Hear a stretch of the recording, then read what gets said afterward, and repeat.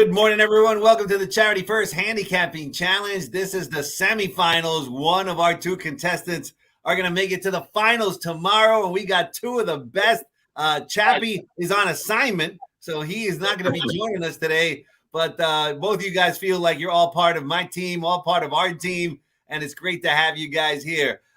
Jay Porty, man, you helped me out a lot. You're giving me winners of Woodbine all the time. You're just a great personality, a great person to have on the show, and you made it to the semifinals. Welcome to the show. George, always a pleasure. You know that. And to be a part of this, supporting a great cause, looking forward to it. And by the way, for the record, my middle name, Ryan. So if I don't win today, Ryan. I'm good at losing to a Ryan. I'm good with that. That's great. I'm always telling people I've got a couple great names for a girl too. So I'm always plugging the name to anybody, anytime. All right. Jay, also, did you study at all today? A lot of deep studying. Yeah, I'm good. I am ready. You know what? I feel good about it, and we'll see what happens, right? You know, in honor of the fact that we don't have any more grass racing here in 2021, I'm going turf heavy today at Santa Anita. Let's just say that. All right, that sounds good. Ryan, Ryan, the first Ryan, a couple of Ryans, but you guys are just doing great on our site at Santa Anita. It's great to have you part of Santa Anita with your fantastic trip notes, and that has been working out. We've got nothing but compliments. I appreciate that. It's a labor of love. We put in the time so that people don't have to do it. You know, watching replays can be exhausting, but it's important. And so, we're more. I got to take my family out there last weekend. My daughter had a blast. We got to take some photos with some jockeys and hang around and do some statue pictures. And then, of course, my daughter went home and she promptly found a log and a stick and pretended that she was a jockey all day long in the park. So It was a blast. We've had a great time. So everything's been great. Yeah, I saw you guys when you're out here. She is simply a living doll. She's beautiful. And it looked like you guys were having a great time. Well, it's tough to beat. What I didn't tell you was that we actually, I'm going to hint, I broke the law. We went up to the hillside turf course early in the morning. Hey. And she stood at the top of the hill and we got a picture before we snuck out of there. So that was pretty cool. What an amazing view up there. Incredible. Really? It must be amazing. We've got an amazing weekend this weekend at Santa Anita, and we want to invite everybody to come out for these 2 days.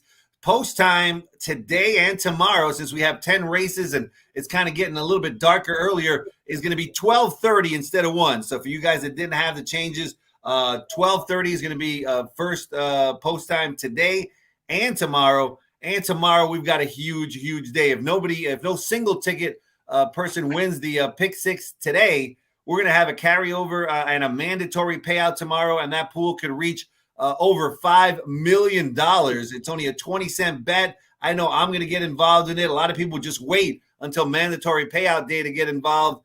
And I know, Ryan, I know you're going to be playing. Plus, indispensable on a day like tomorrow to get your trip notes at Santa Anita.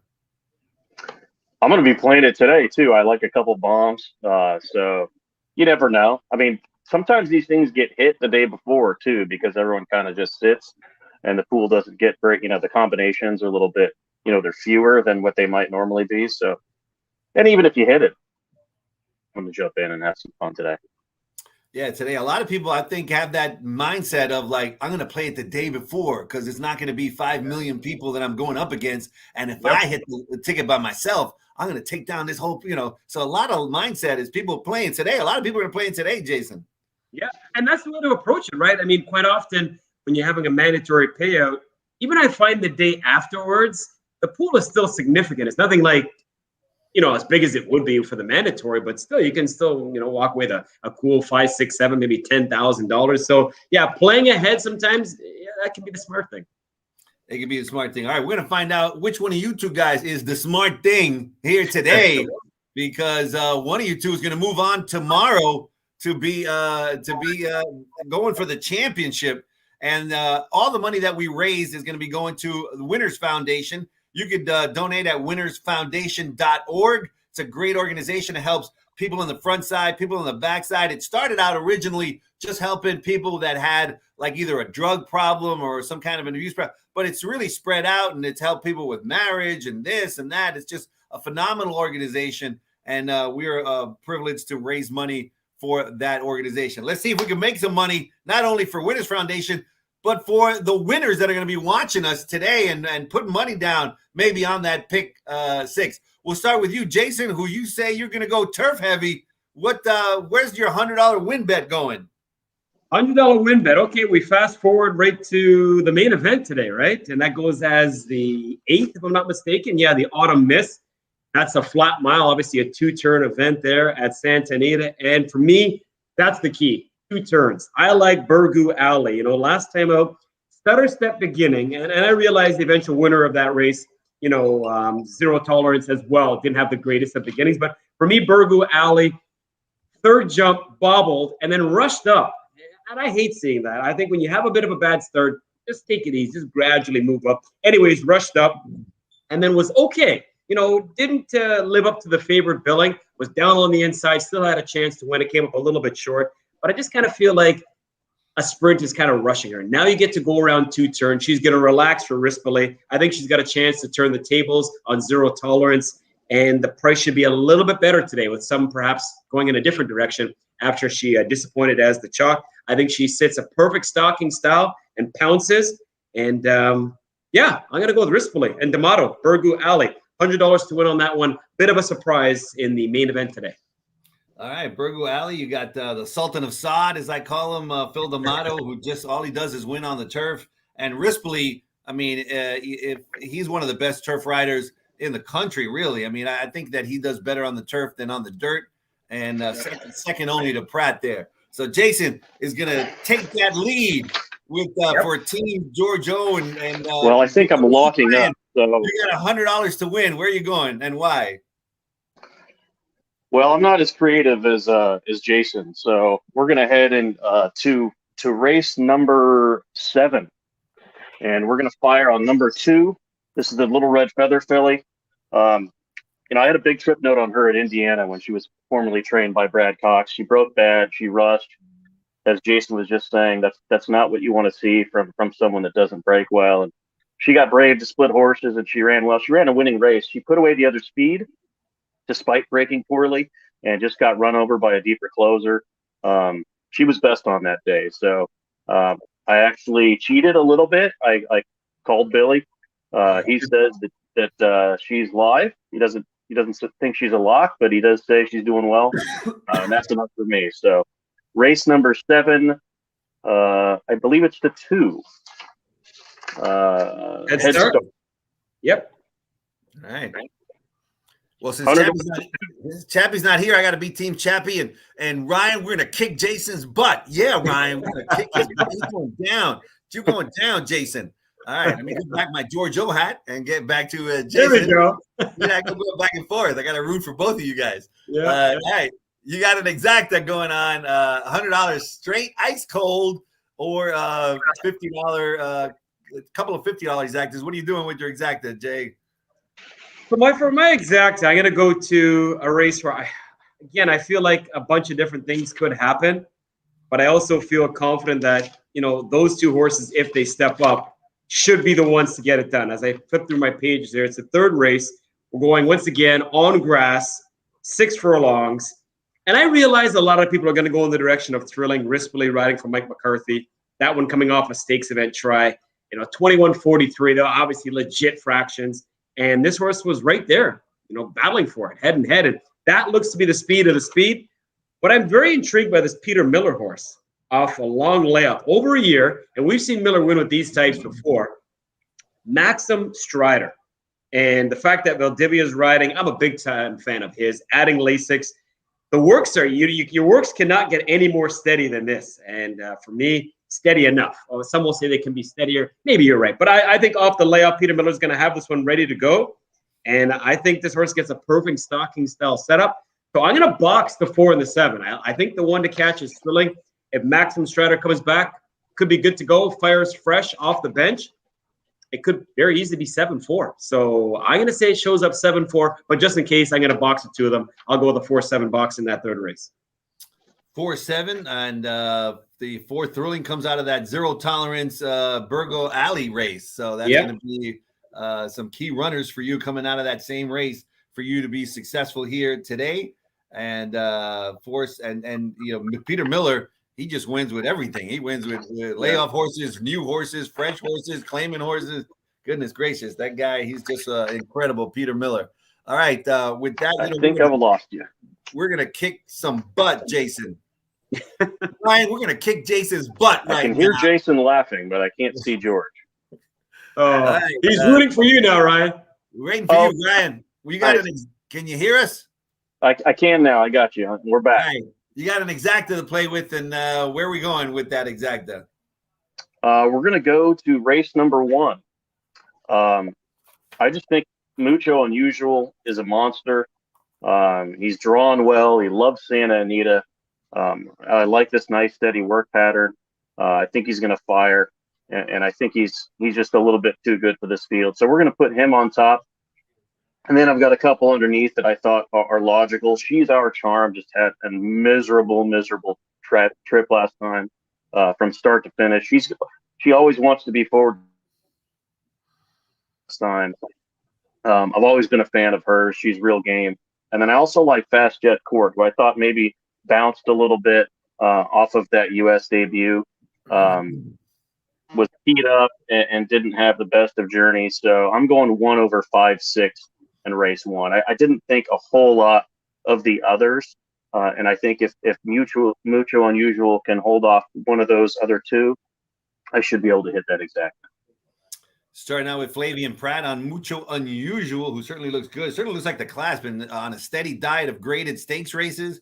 And so this is a much easier spot over the 5-6 to get it started. Ryan, you guys like playing the horses, and we got a couple of great tournaments. We got a tournament almost like a feeder tournament today. It's a $500 buy-in, and that's going to feed tomorrow's tournament during our big mandatory Sunday. That is a $1,500 tournament. So you can sign up for both of them and play along. It's going to be fun to play in those tournaments. And speaking of tomorrow and the mandatory payout and all the excitement, I was excited when I got the PPs and I saw that Rock Your World was going to be running the last race. It's great to see Rock Your World back. And Rock Your World started the career on the grass and now gets back to that grass. But it was that scintillating Santa Anita Derby win that stuck in the minds of most handicappers. What do you remember from this phenomenal racehorse that's running Sunday? And I don't know if you saw the PPs, but does he have a chance to win, Ryan? Yeah, of course. I've always thought that they made a mistake by putting him on the dirt. I know he ran just a cracker in the Santa Anita Derby, but that track was strongly favored towards speed types and inside types, and I felt like he had a huge track bias benefit that day. Medina Spirit did not need to run well in that race and got caught a little bit wide. It was probably just a prep all along anyway. And his last race actually was, I thought, his best dirt performance. He's a monster on the turf. Like his early turf races were very, very special. So I think he's on the right surface. He didn't draw very well. He's drawn outside, so we'll have to see what happens. The fact that he's putting on blinkers, I'm not really a fan of either. I don't think he needs them, but who am I to say that Sadler that I should be directing him with equipment changes? But yeah, that's going to be a good race. The deep field, and the last leg of the mandatory, so it'll be exciting for sure. Pretty exciting race. And you mentioned Medina Spirit. Jason, we're less than a week away from the Breeders' Cup right here in our backyard here in San Diego. And wow, it's just phenomenal. The classic, you got a really, really deep field. He mentioned Medina Spirit, Knicks Go, Essential Quality. The list goes on and on. Have you taken a look at that race? I just look at it and go, this is one of the deepest classics I've seen in a while. Yeah, exactly. The pre-entry is obviously out. Been looking at that and the racing form, and I can't wait. I mean, right now I'm fixated on the Breeders' Crown. Never mind daytime action at the Meadowlands, so that's fun to watch. But yeah, you're right. I think it's one of the more competitive classics in a long time. Usually it's a 1-2 battle.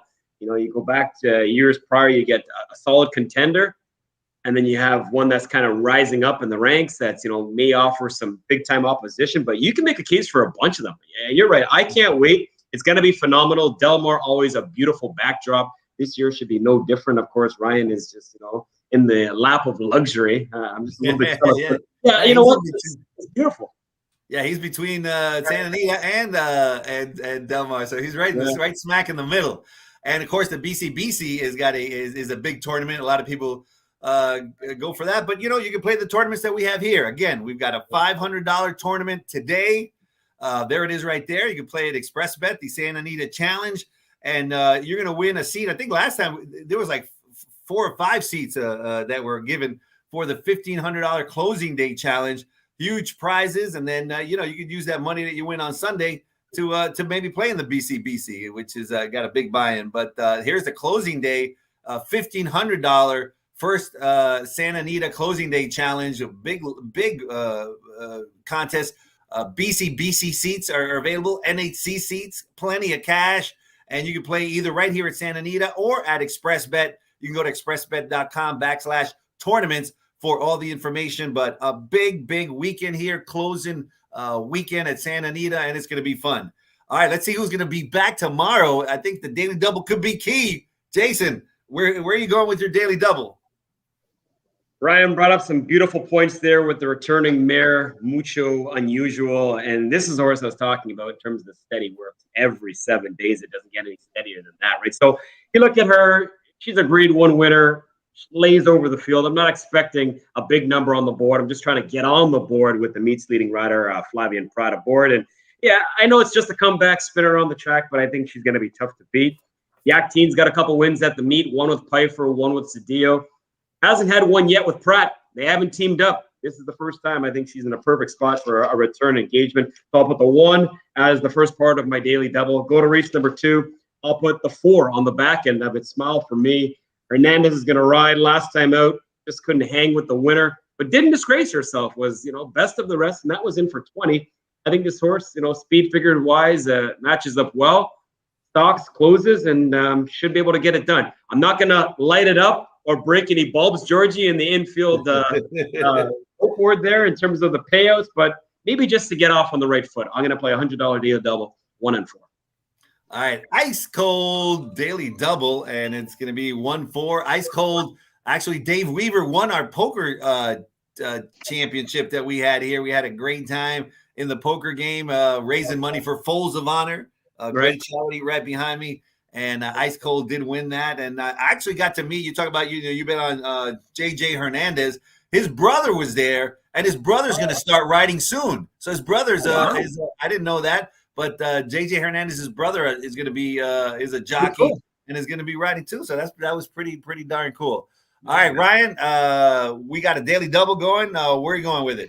All right. Hopefully you can hear me. You're frozen, but I'm going to assume you've passed the baton to me. So I'm going to head to race number 2 also for my Daily Double. But I like the 6. So I had a huge trip note on the 6's previous sprint race. It doesn't show in the PPs. It says lost ground, came back. This horse got buried down inside and absolutely hated the kickback. Lost all kinds of ground. When she was finally able to cut to the rail and avoid the kickback, she flew home. She galloped out a mile in front. You know, she was a free swear last time only because I knew she was going to be clear. The question was routing. And if I'm being honest, I didn't think she ran all that well last time, and I think they know it. They stole one, they dropped. She plodded home, and she got the win, but she's a dead cold sprinter, and she's drawn well. I think she should be able to avoid that kickback. The 4 is a legit runner with some solid speed figures, but I did think that the 4 had the best trip of some duelers that run in front of her. But California Street has come back to run a monster after that. So I think if the 6 can handle the 4, the 6 is the right horse there. And then I've got the same 2 horses that Jason used earlier in his Exacta box. Those being Thrilling, who I think is the speed of the speed and could potentially control the race. And I had a huge note on Maxim Strider's debut as a 2-year-old. So a lot of, one of the better angles in horse racing for me is that 2-year-old angle where the speed figures are kind of low, and people can miss that, right? Was a puppy 2-year-old, so I'm ignoring that 58 buyer. It was a huge, huge run on debut. She galloped out with her ears forward, tons of energy. I think she's live. So 4 and 7 in leg 2 of my double. So we're going to start in race 2 and play 6 with 4-7 for $50. All right, that second and third race are going to be key races in our tournament here today. No question about it. All right, we're going to go for the tiebreaker, and let's bring in that wheel of doom. The tiebreaker is going to be race number 10, our final race of the afternoon. And we got 10 big races today, 10 big races tomorrow. That 10th race, we got 10 entries, so it's a big field. Should be fun to play the pick 6 today or the pick 5 and even straight bets on race 10. All right, let's just spin that wheel and see who goes first. And it looks like it's gonna be Ryan. You get first pick in race number 10 for the tiebreaker. All right, we're gonna take a price here. I like 2 horses. They're both big numbers. One's 12-1 and one's 15-1.